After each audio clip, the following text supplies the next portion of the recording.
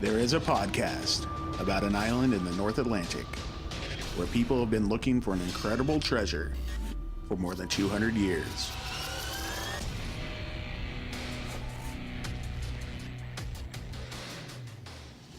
Hello and welcome back to Could It Be, an Oak Island podcast. We are your hosts, Deidre and Dustin White. Hey, everybody. Well, it was quite an interesting week, don't you think? Yeah, we had a lot of stuff going on. They were discussing the finds from last week. Yes, they kicked it off with meeting in the war room and going over in particular what we had all been assuming was the crossbow bolt. Yeah, and they video conferenced in Marty, and he was quite impressed. You know who else was impressed? It seemed like Laird was pretty impressed. Laird was definitely impressed. I think he wishes he could find things as cool as they keep finding out there. I bet.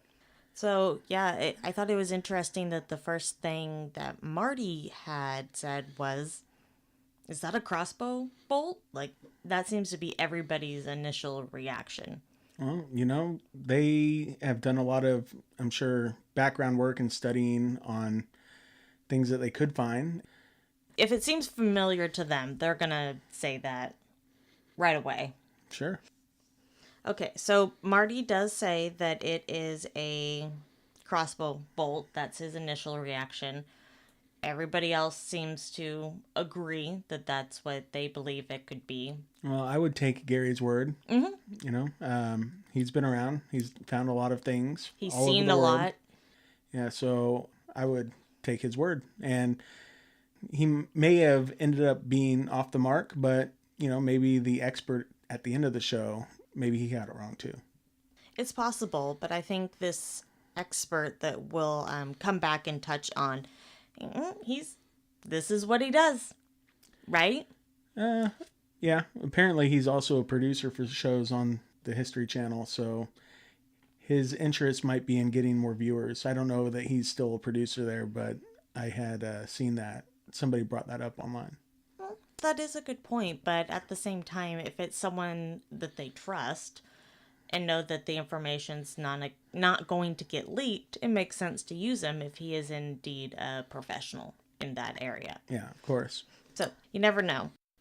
Yeah, in this scene, we also have our first contender of what might be the clot-worthy moment of the episode. Yes. A medieval crossbow bolt found on the shore of Oak Island? But if so, how did it get here? Could it be connected in some way to the lead cross found at Smith's Cove last year? Yes, it sure could be. So, after we wrap up with talking about what could potentially be the crossbow bolt, we end up heading over to the money pit. Well, we got Rick, we got Craig Tester. And Charles. Yeah, and they're down there at the money pit going over the sonic drilling and looking at the results or the samples retrieved with the geologist Terry Matheson. Yes, so what we did leave off last week was with them hitting the tunnel, right? Around 100 feet, 97 feet, right in there. So they hit wood, and It was horizontal. A horizontal wood, which is super important to take note of, and then the 3-foot void, so they're assuming collapsed tunnel, which is what they were expecting to hit based off of the seismic results. Yeah, this one that they're talking about in this episode, they're speculating this could be one of the flood tunnels. So from here, they decide to drill further down in DE6. Yeah, and they go down to a depth of just over 200 feet. And they were expecting or hoping to see a void around 170. Yeah, but they kept going and they kept going, and then there was like, it was like a big crescendo, like, ooh, what did they hit? But then they came back from commercial, and it was bedrock.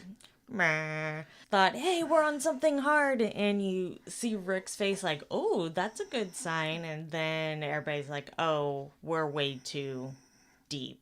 Oh, bedrock. Bedrock, that's nothing. Bummer. Yeah. So it looks like that anomaly wasn't what they were necessarily thinking. They must have just missed the mark by a little bit. Quite possibly. Seems to happen a lot on Oak Island. Yeah, That's classic Oak Island. Classic Oak Island. What was the quote? That's why they don't call it Luck Island. So it was kind of exciting to see what was going on there as they were pulling out the spoils. And here's a clip. Hitting bedrock offers a disappointing development. It means they may have missed the large underground anomaly that was indicated on the 3D map created by the team's recent seismic scanning. It also means they will be forced to choose a different site in the hopes of locating the legendary Chapel Vault. We certainly didn't hit the center of the anomaly, and that's good and bad news. But as long as the drill is down hole, there's hope. All right, after we're done at the Money Pit, we follow Marty, Alex, and Craig Tester down to St. Mary's University. There, they present the potential crossbow bolt to Dr. Krista Brousseau and Dr. Sean Yang to do an analysis on it to see what, to verify that it's iron and what other properties it may have. Once they get there and they're talking with her, she states kind of the obvious. It's iron. Everybody agrees. I think the funniest part of that interaction, though, was when he went to hand her the crossbow bolt, and she's like, yeah, I don't think I want to touch that.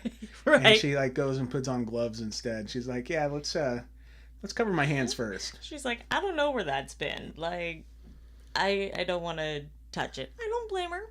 So she also, she states that it's iron. He agrees it's iron. And what would they normally do for this type of test? They would do an elemental analysis, which is what they're there for. Yep. So a high-powered microscope. They take a look at it, and I'm sure there's more properties than they showed us, but one of the interesting ones that popped up was manganese. Manganese? Or manganese? Manganese. I know right now there is a debate about how it's actually said. I think it's, I don't know. Let's listen to our buddy Robert Clotworthy and hear how he says it. Manganese? Because manganese became used in the production of steel and iron beginning in the 9th century BC. Its presence in the sample could be an indication that the Oak Island team may be in possession of something far older than what they first thought possible. Thank you, Robert, for clearing that up. Yeah, thanks a lot. So that being said, after they get the results and we find out about the manganese, then everybody seems really happy with that. Yeah, well, that's a compound that is used along with iron to create steel, but this must have been an application of it before that, was a common process. All right, so after that, we end up going over to Smith's Cove with Craig to see how things are going out there. Yeah, we've got to see the progress that Irving is making at putting up the cofferdam. Yes, so it looks like they're making good progress. Of course, Craig is happy. Looks like they've got 9 sheets down. Yep, they're on schedule. Yes. It's funny because Craig asks, so you're ahead of schedule. Things are looking good. They're like, yeah, we're about on schedule. Yeah. Nobody wants to promise to be early and then not deliver early. Yeah, and, he's paying for it, so he is probably like, yeah, let's get this done a little quicker. Yeah, absolutely. So it looks like they're making progress there. They just want to make sure we haven't forgot about Smith's Cove. How can we forget? Yeah, I know. I'm looking pretty forward to it. U-shaped structure. Here we come. Yeah, hopefully with box drains. And the L-shaped structure, too. So L's, U's, and boxes. Here Oh we my. come. Oh my. All right, so after Smith's Cove, we know everything's shaping up there. Everybody else is headed over to the war room for a meeting that's been called by Rick. Yeah, Rick had received word that his dear friend Xena Halpern had passed away. Yeah, she was 88 and her health not doing so great. Her and Rick had become pretty good friends. She had worked with the team in the past, providing some really important documents and important history to Oak Island. Yeah, most concerning the Knights Templar. Yes, very much so. anybody's read her book, they'll know her research is extensive. And then as we see later in the episode, wow. Yeah, I don't remember, but was she the one that found that French map from a couple of seasons ago that talked about like a hatch or... No, I'm not sure if that was her. Yeah, that was a really cool find. And then they basically found some kind of, Hatch. well, yeah, depression in the ground where something had happened in the past. So yeah, but anyway, yeah, it's sad that she passed away, and Rick's obviously extremely torn up about it, and everybody on the team is pretty somber. She wasn't there on Oak Island with them every day, but I guess with Rick, she was in spirit with him. And my understanding is that they talked often, and they were friends, they were close and kindred spirits, as Marty says, and I totally believe that. I can see that. Yeah. Here's that sweet piece that Rick read from Xena's friend. Rich Motes actually wrote something that I think is very apt and very eloquent. Well, didn't he work with her? He did work with her, and I would like to read it. My heart is heavy at the loss of our dear friend Xena. She was a sweet but tough woman in love with history. I am comforted in believing she now has all the answers to all of the questions she ever had about history as she listens to her creator. She now knows the full history of Oak Island and what lies below the beautiful surface. I am thankful to have known her. I love you, Xena. Rest, my dear friend.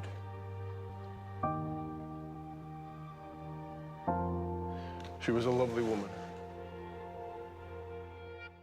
Yeah, so that was a really sweet sentiment there, and I like the idea of her being basically in heaven and knowing the solutions that she sought for so many years.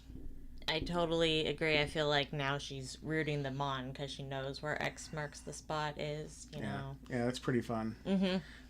Yeah, she passed away on May 29th, so this is more than 6 months ago at this point. Yes. So a lot's happened on Oak Island between now and then. After that, a few days later, Rick and Peter end up traveling to New York, which is where she lived, because she's giving Rick, the team, this information, her life's work. He's being left to Rick, yeah.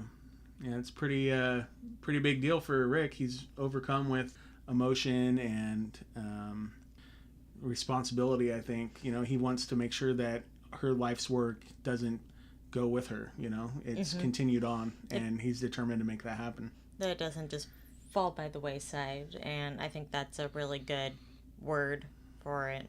He respects it. He's determined. It was really interesting when he got there. Yeah, he showed up and he met first the grandson Jason, and her son Davin embraced Rick with open arms, like in a literal embrace too. And basically, I guess, part of their family. Yeah, and that's what it seemed like.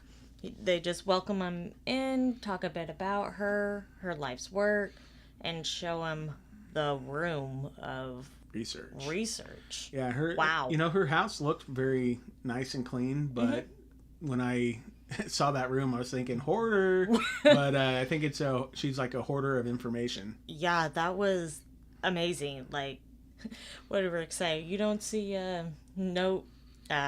Post-its in my books like that, huh, Peter? No. And he's like, no. Yeah, I don't think so. Yeah, she was into research and really trying to put all the pieces of the puzzle together.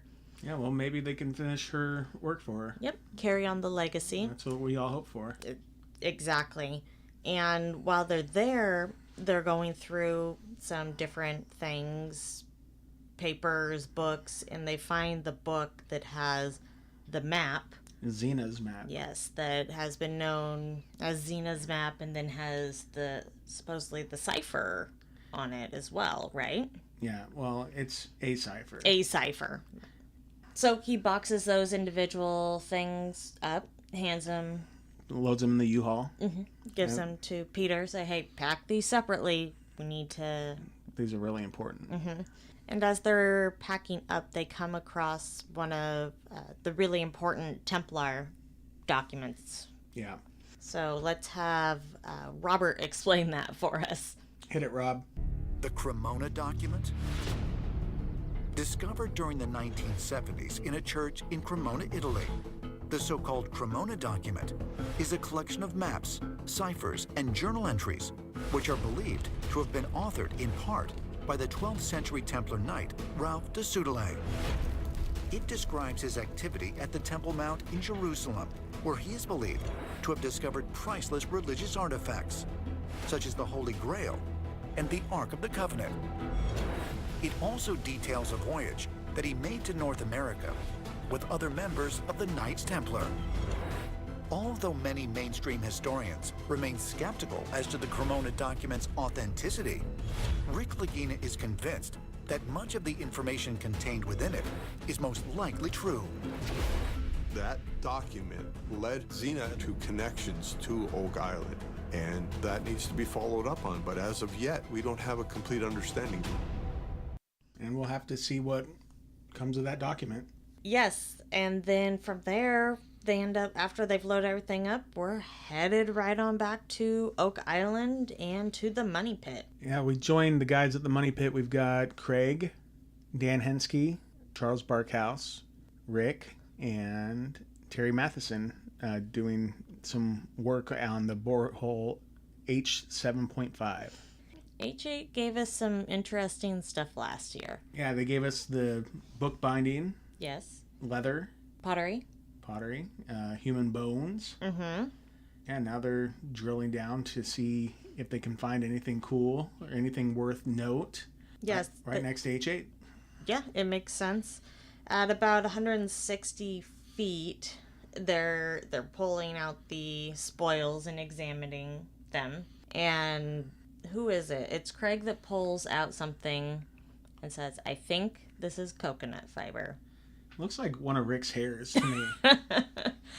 Well, I don't think Rick's hairs got down in there Yeah, for probably some not. reason. Yeah. Yeah, no. Yeah, it's super interesting if it turns out to be coconut fiber. You know, that's what they've been saying for hundreds of years that they've been finding. And trees that bear coconuts are not native to anywhere close to Oak Island. No, they would have to come there via someone else, and one of those things would be, why is it down there so deep? Pretty important. There's no explanation other than somebody doing some kind of work down there.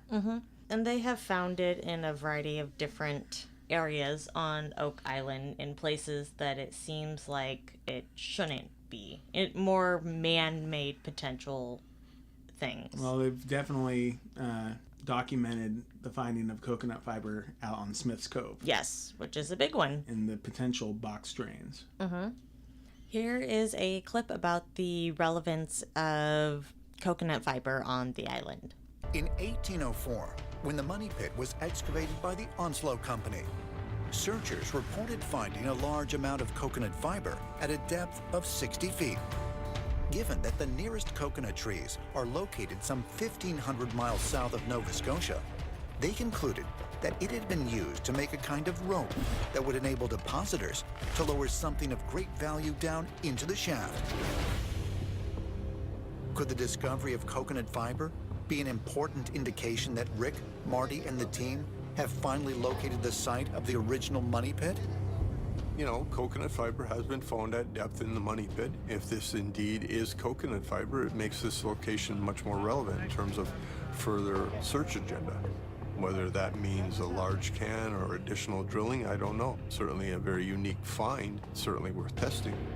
Interesting information in regards to the coconut fiber. Yeah, absolutely. So as they continue to go through the spoils in H7.5, they end up finding wood-cut axe. Wait, let me try that again. They end up finding axe-cut wood at about 170 feet. Seems pretty important. Yeah, that's really deep. How would wood cut by an axe end up at that depth if not for somebody being down there doing some kind of work. That also brings us to another contender for the clot-worthy moment of the show. Listen to this. Axe cut wood found approximately 170 feet deep underground, and nearly the same depth where recent seismic scanning revealed a mysterious 30-foot wide chamber. Could the Oak Island team have just discovered solid evidence of the legendary Chapel Vault? Yeah. Axe cut wood. Yes, definitely. Axe cut wood by humans? Could it be? Could it be? Anyways, moving on from our axe cut wood. So wrapping up the show, the team meets back in the war room to discuss the item that we've come to know in the past, 2 weeks, as the crossbow bolt. Yeah. So they have an antiquities expert Yes. show up. His name is Gabriel Vandervoort. And I looked him up on IMDb, and it says that he was known as a writer and a producer, known for UFO Files, The Curse of Oak Island, and Storage Wars. UFO files? Yes. Okay, I can't trust him anymore. I'm going back to it's a crossbow bolt. That seems more likely than what he suggests, because it's pretty far out there to think, because he said it was a Roman pilum, which is a spear type of weapon that is usually, you could jab people with it or throw it, and it's kind of like a javelin. Yeah. Not like a modern day javelin, but something very deadly. Could pierce armor. But yeah, he has, that's what he suggests that it is. And hey, he is some kind of antiquities expert, just because he was a producer on the show in the past or worked on some other UFOs. shows, other interesting types of shows. I like UFOs. I don't like UFOs. Babe. We could argue about this all night long, and this could be... Do you understand how big the universe is? I do, but I don't you do. believe in little green men and with sharp sticks or whatever.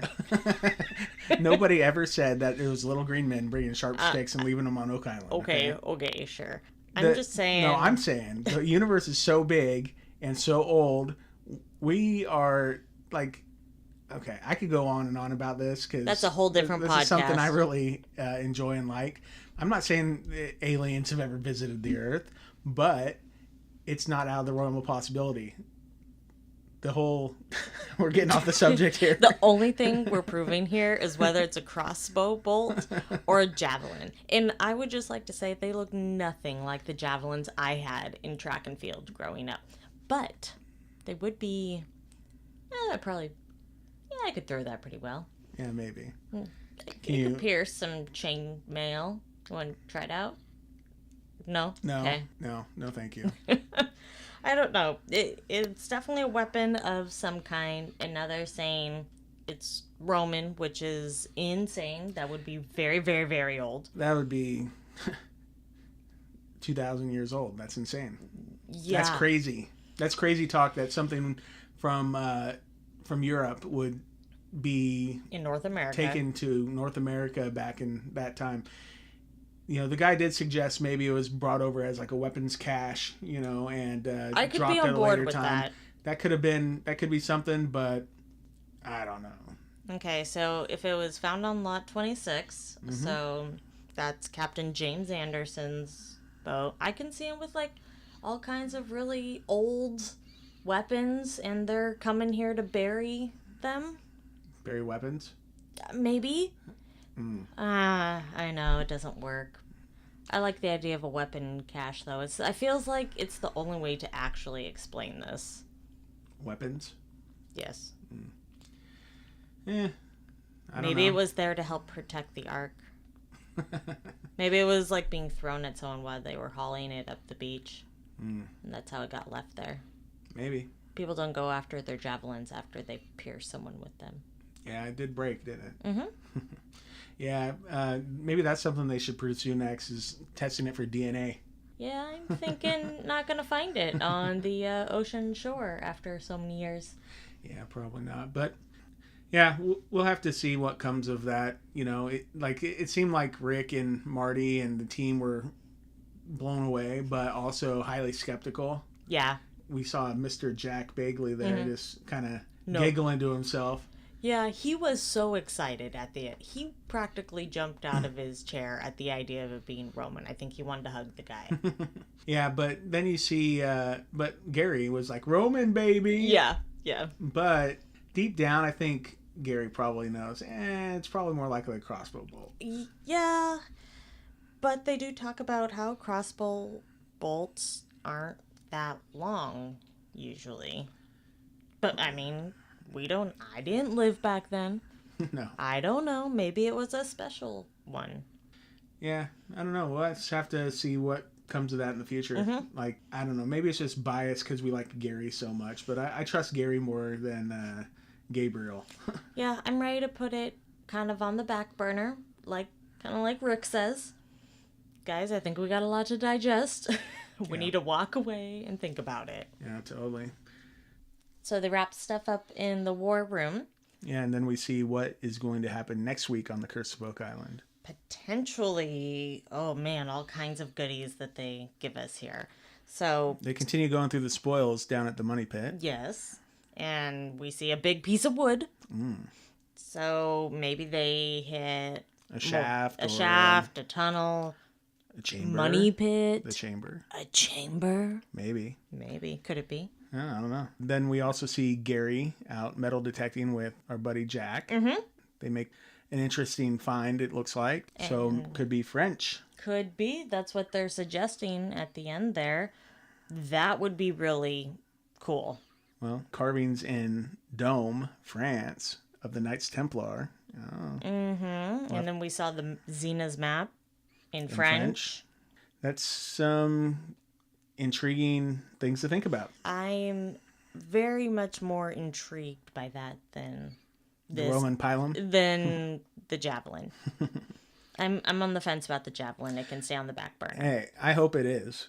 I do too. And I hope, that'd be great, but I'm not sold yet. Yeah, I'm not sold yet, but I'm super excited about this idea of something with the French. Totally. Yeah, that'd be super cool. I can't wait till next week. Anyways, so I think that's it for us, isn't it?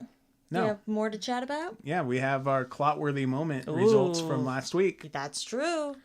What do we got? If you remember, our choices for the clot-worthy moment of the episode were A large void? or Wood? From a tunnel? All right. What one? Wood? From a tunnel? received 67% of the vote. It's because they find so much wood. They find wood next week. Yeah, that they we do. know. Well, that's exciting. It is. We also saw axe cut wood this week. Yeah, that's one of our clot-worthy moments for this episode right. here. So here's that clip. Axe cut wood? Found approximately 170 feet deep underground? I like the way he says that. Yeah, our second clot-worthy moment of the episode is Manganese? Also a good one. yeah. So he never lets us down, right? Oh, never. So you could go to our Twitter page, that is at Oak Island Pod, and vote for what you think is the clot-worthy moment of the episode, and we will reveal the results for that next week. You can also find us on Facebook or Instagram at Oak Island Podcast. If you'd like to contact us, you can do that by reaching out to us through email, and that's at oakislandpodcast@gmail.com. If you've enjoyed the show, please go into iTunes and give us a 5-star review. Yeah, so I look forward to next episode. That's a wrap. Thanks, guys. And until next time. Could it be?